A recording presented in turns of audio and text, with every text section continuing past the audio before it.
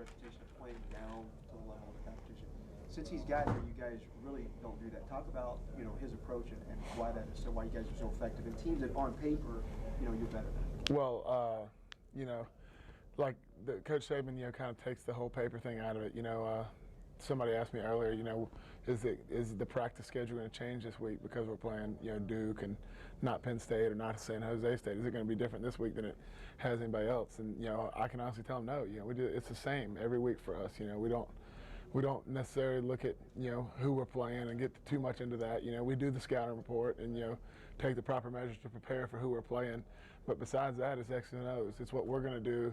We have to be effective at what we're doing. We can't control what they do, so we have to come out and Coach Saban's a big advocate of and Coach McElwain as well as playing a complete 60-minute ball game. It's not about having more points at the end. It's putting together a reputation and having that mentality of never quitting. So that's what we're more focused on these days. On that note, you guys are used to playing in front of 100,000 fans. I know when you go into stadiums, you're not paying attention to all that stuff, but it's just 33,000. Is that going to be just odd, different? It's almost like a high school stadium. Yeah, the 33,000 and 100 that's about 70,000 difference between ours and theirs. But I mean, like you said, it's not going to affect us. We've got a mission at hand.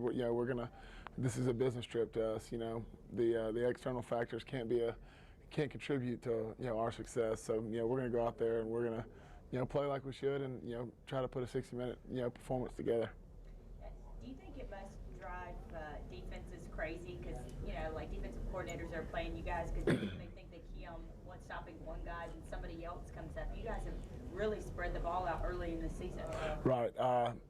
Coach Mack and McElroy have done a good job of spreading the ball around and and I got to give attribute it to everybody on our team too. Our O-line has given McElroy time back there to make his decisions, and he's good when you give him time. He's really good, and we've had a lot of receivers step up, and it's good to have guys like Gibson and Norwood and Kenny Bell and all these guys be able to play right behind the Jones, Mays, and Hanks crew. It's very important that be able to have depth like that, and I think it's definitely been helped to our success so far. How much has it helped the team having Ingram and Marcel Darius out in terms of getting other guys' experience? Like you said, yeah. I mean, you got to roll with the punches, and this is, it was, devastating news when we found out about Mark and when we found out about Marcel and all that. But we had to keep rolling.